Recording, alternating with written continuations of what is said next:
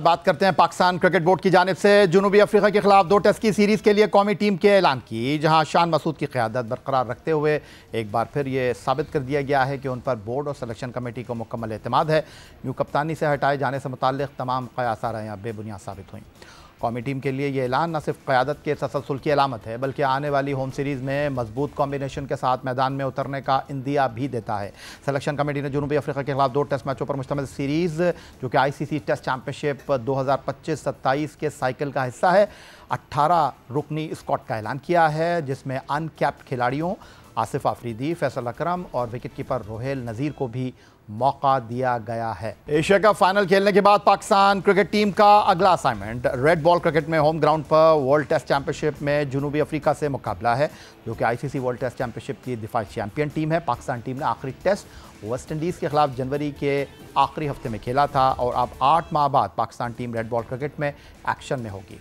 Pakistan cricket board की selection committee ने जुनूबी Africa के खिलाफ 18 रुकनी टीम का ऐलान किया है और पहले टेस्ट के बाद ये स्क्वाड मजीद कम कर दिया जाएगा। पाकिस्तान क्रिकेट टीम की क़यादत शान मसूद के सुपुर्द है। उनके अलावा टीम में ऑलराउंडर आमिर जमाल और सलामी बल्लेबाज अब्दुल्ला शफीक की वापसी हुई है। Mystery leg spinner Abrar Ahmed के साथ अनकैप आसिफ आफरीदी टीम का हिस्सा हैं। तजुर्बेकार बाबर आजम, बाएं हाथ के spinner Faisal Akram, fast bowler Hasan Ali, opening batsman Imamul Haq, middle order batter Kamran Ghulam, जिनको सेंट्रल कॉन्ट्रैक्ट में शामिल नहीं किया गया, fast bowler Khurram Shahzad, wicket keeper batter और ODI टीम के कप्तान मोहम्मद रिजवान भी 18 रुकनी टीम का हिस्सा हैं। बाएं हाथ के spinner Nauman Ali, wicket keeper batsman Rohail Nazir, off spinner Sajid Khan, middle order batsman Salman Ali Agha, बाएं हाथ से बैटिंग करने वाले सऊद शकील और फास्ट बॉलर शाहीन शाह अफरीदी भी कौमी टीम में शामिल किए गए हैं। इस साल के आगाज़ में वेस्ट इंडीज़ के खिलाफ डेब्यू करने वाले फास्ट बॉलर काशिफ अली और बैट्समैन मोहम्मद हुरैरा जुनूबी अफ्रीका के खिलाफ टेस्ट सीरीज़ के लिए कौमी टीम में जगह हासिल करने में कामयाब ना हो सके। काशिफ अली ने वेस्ट इंडीज़ के खिलाफ दूसरे टेस्ट में डेब्यू किया था, जहां वो 10 ओवर करा सके थे और उन्होंने 39 रन के बदले 2 विकेटें हासिल की थी। मोहम्मद हुरैरा ने भी वेस्ट इंडीज़ के खिलाफ डेब्यू किया था और 2 टेस्ट की 4 इनिंग में वो महज 46 रन बना सके थे। अलबत्ता fast bowler Mohammad Ali West Indies के खिलाफ कोई टेस्ट न खेल सके और इस मरतबा जुनूबी अफ्रीका के खिलाफ टीम से ड्रॉप कर दिए गए हैं।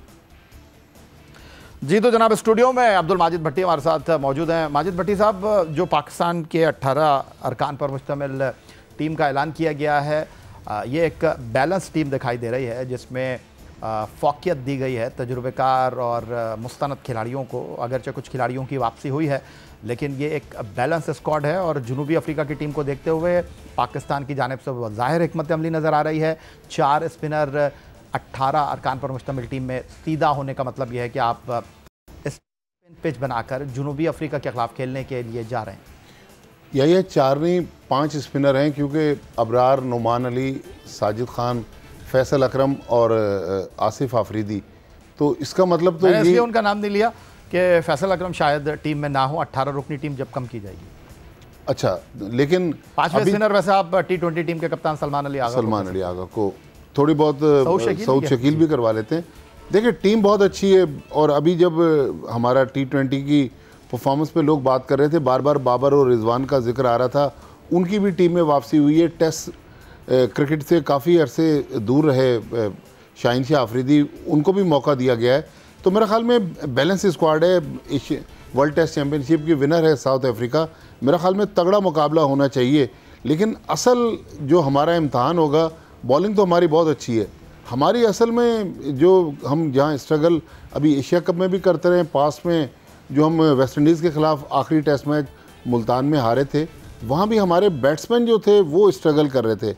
बाबर आजम आ गए, रिजवान आ गए, बैटिंग को इस्तेकाम मिला है, अब्दुल्ला शफीक आ गए, लेकिन मेरे ख्याल में बॉलर्स को सपोर्ट करने के लिए बैट्समैन जो हैं उनको स्कोर बोर्ड पर एक मुनासिब स्कोर बनाना होगा, ताकि हरीफ टीम पर प्रेशर बिल्ड किया जाए। लेकिन जो आपने कहा कि जो टीम मुंतखब की गई, इस रुकनी टीम के बाद मुमकिन तौर पर मुझे ऐसा लगता है कि 2 और ज़्यादा से ज़्यादा 3 खिलाड़ी शायद पहले टेस्ट मैच से पहले स्क्वाड से ड्रॉप कर दिए जाएंगे। इस स्क्वाड को देखने के बाद 11 रुकनी टीम बनाना मुझे ज़्यादा मुश्किल लग नहीं रहा माजिद भट्टी साहब। अगर देखें सेलेक्टर्स ही 3 प्लेयर्स को कम कर देंगे तो फिर तो 11 बिल्कुल क्लियर है। और मुझे ऐसा लग रहा है कि बॉलिंग में पाकिस्तान अबरार, नुमान अली और साजिद खान, इनके अलावा एक फास्ट बॉलर खिलाएंगे, वो या शाहीन शाह अफरीदी होगा या आमिर जमाल खेलेंगे। बाकी बैटिंग तो आप ऊपर से आ जाएं। लेकिन कतर कलामी का माजरत, अगर आप दोनों के साथ भी जाएं तो इसलिए नामुनासिब ऑप्शन दिखाई नहीं दे रहा, क्योंकि आमिर जमाल एक अच्छे बल्लेबाज भी हैं, तो वो आपको डबल रोल में अपने आप को प्रेजेंट कर सकते हैं। देखें, जब आप स्पिन ट्रैक बनाएंगे और खुदा न खास्ता अगर कहीं टॉस हार गए तो उसके लिए फिर आपके पास प्रॉपर एक मिडिल ऑर्डर बैट्समैन होना चाहिए। तो मुझे लग रहा है कि अगर 3 स्पिनर्स के साथ जाते हैं तो 2 फास्ट बॉलर खिलाएंगे। अदरवाइज़ आमिर जमाल, शाहीन शाह अफरीदी, साजिद खान और नुमान अली, हो सकता है अबरार लास्ट टाइम भी टेस्ट सीरीज़ का हिस्सा नहीं थे। तो अच्छा कॉम्बिनेशन है पाकिस्तान का। ख़ास तौर पर मेरा तो ये मानना है कि बाबर और रिजवान की वापसी ज़रूर हुई है, लेकिन ये 2025 के जो आखिरी 3-4 महीने हैं, इन दोनों प्लेयर्स का भी करियर डिसाइड करेंगे कि क्या ये पाकिस्तान के तीनों फॉर्मेट्स में या एक फॉर्मेट में या 2 फॉर्मेट में अपने आप को प्रूव इनको करवाना पड़ेगा, क्योंकि इनकी वजह से नेशनल सिलेक्शन कमेटी प्रेशर में आई। अब इन पर, चूँकि टीम में वापस आ गए, इन पर प्रेशर है कि वो परफॉर्म करें और जो उनका मकाम और मर्तबा है उसी हिसाब से स्कोर करें। और एक बड़ी खुशाइन बात यह है कि इमामुल हक, जिन्होंने हनीफ मोहम्मद ट्रॉफ़ी में बड़ी उम्दा कारकर्दगी का मुजाहरा किया और उसके साथ वो इंग्लिश काउंटी में रन्स की अंबार लगा कर आ रहे हैं, उनको जो है वो फ़ौक़ियत दी गई है। लेकिन साथ साथ अबू हुरैरा को अगर आप स्क्वाड में रखते तो आपके ख्याल में क्या ये मुनासिब नहीं होता? देखें, हुरैरा उसी सूरत में आ सकते थे कि लास्ट टाइम हुरैरा को उसी वक्त लिया गया था जब इमाम नहीं थे। अब इमाम ने कम बैक किया है, उन्होंने इंग्लैंड में वनडे टूर्नामेंट में 4 सेंचुरियाँ बनाई, 3 निस सेंचुरियाँ बनाई, फिर आकर हनीफ मोहम्मद ट्रॉफ़ी में ट्रिपल सेंचुरी बनाई। तो मेरे ख्याल में अगर हुरैरा को लेते, फिर शान मसूद भी ओपन करते हैं, चले वो 1 डाउन पर आ जाएंगे, तो मेरे ख्याल में हुरैरा की इसलिए जगह नहीं बन रही कि ऑलरेडी आपके पास अब्दुल्ला शफीक और इमामुल हक ओपन करने के लिए मौजूद है। 1 डाउन पर शान मसूद आएंगे, उसके बाद बाबर आजम, सऊद शकील, मोहम्मद रिजवान, एक और बैट्समैन डाल दें, सलमान अली आगा, और उसके बाद 4 बॉलर। तो मेरे ख्याल में हुरैरा की इस वक्त जगह नहीं बन पा रही इस टीम में। नहीं, लेकिन जो मेरा कहने का मकसद है कि या तो बोर्ड की पॉलिसी है कि जहाज़ का टिकट देंगे, वरना बस का भी नहीं देंगे। आप कम से कम 7 तो रख सकते थे ड्रेसिंग रूम में। उनको ये पता होता कि मुझसे बेहतर है, अब्दुल्ला शफीक मुझसे बेहतर खेल रहे हैं, इमामुल हक अच्छी फॉर्म में है, लेकिन आप उनको टीम के साथ तो रखते। आसिफ आफरीदी मुझे समझ में नहीं आ रहा है। आसिफ आफरीदी की एक ऐसी जगह है, हालांकि उनकी एज भी अच्छी खासी है, तो आसिफ आफरीदी को अगर ना लेते तो हुरैरा आ सकते थे। लेकिन बाकी जो ऊपर की जो पाकिस्तान की लाइनअप है उसमें कहीं हमें जगह नहीं मिल रही, क्योंकि आपने फैसल अकरम को भी जगह दे दी है, आपने आसिफ आफरीदी को भी। मुझे लग रहा है कि सरप्राइज़ स्पिनर के तौर पर कहीं आसिफ आफरीदी पहले टेस्ट मैच में डेब्यू ना कर लें।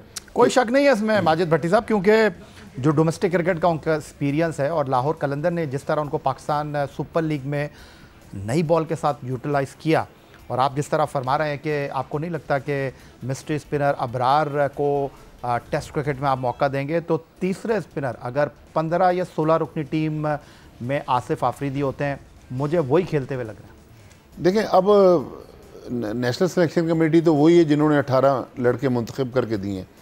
पहली बार हम हेड कोच के रूप में देख रहे हैं अजहर महमूद को टेस्ट मैचों में।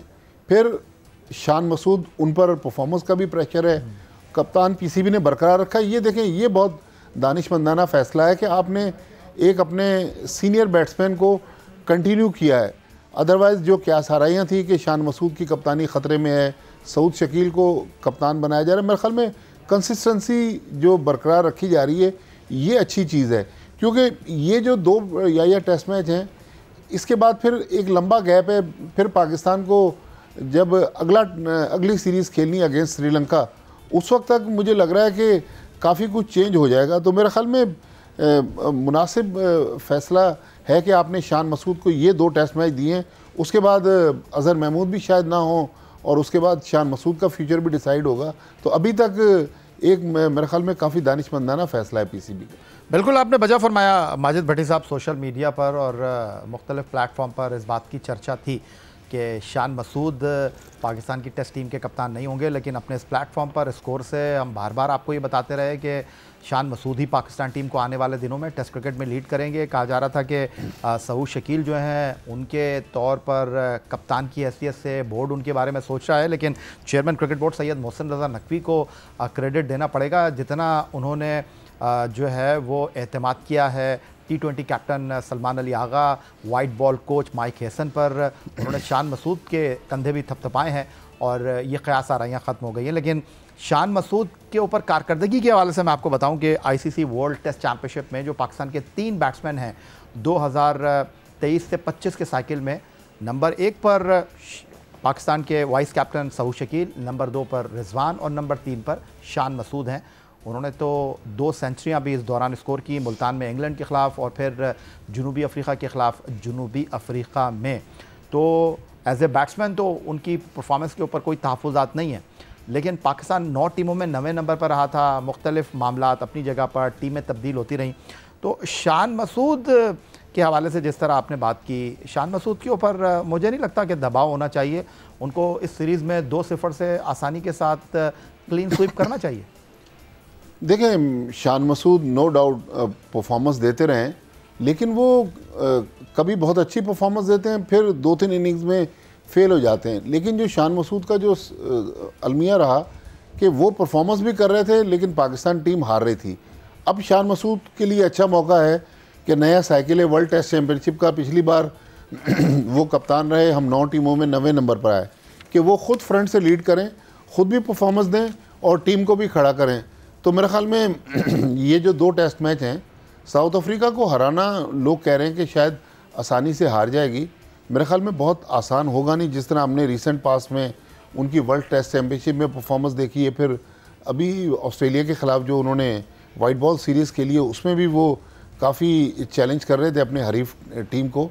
तो मेरे ख्याल में एक तगड़ी सीरीज़ होगी, इतनी आसान सीरीज़ नहीं है, लेकिन पाकिस्तान को 2-0 से ही ये सीरीज़ जीतनी चाहिए।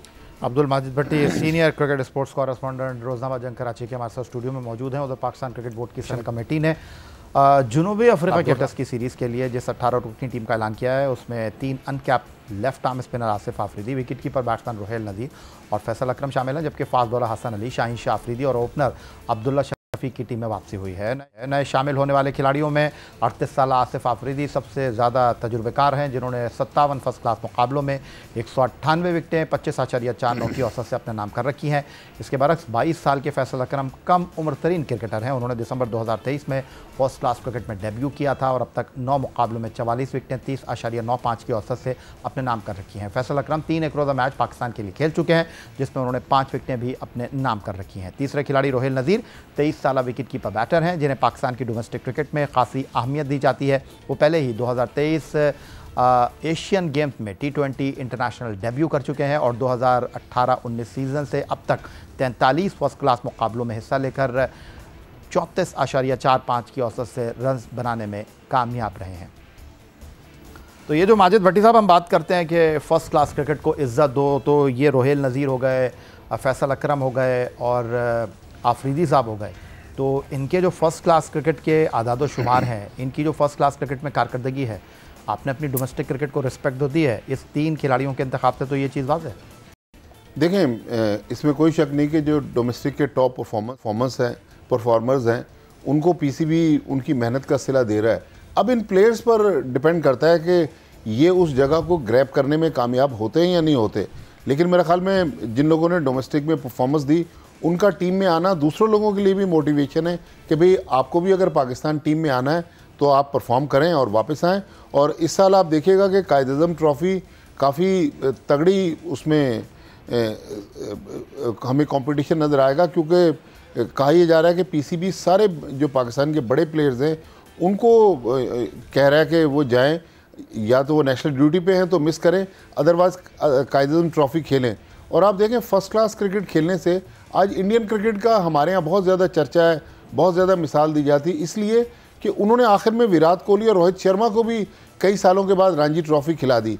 तो मेरा ख्याल में हमारे वो प्लेयर जो वाइट बॉल फॉर्मेट से आगे बढ़ते नहीं हैं, जब वो कायद-ए-आज़म ट्रॉफ़ी या रेड बॉल क्रिकेट खेलेंगे तो आप देखिएगा पाकिस्तान की ओवरऑल परफॉर्मेंस में भी बेहतरी आएगी।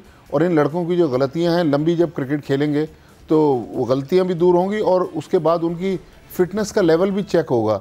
तो ये एक अच्छा PCB का इनिशिएटिव है। उम्मीद है कि इससे पाकिस्तान क्रिकेट को बहुत फ़ायदा होगा।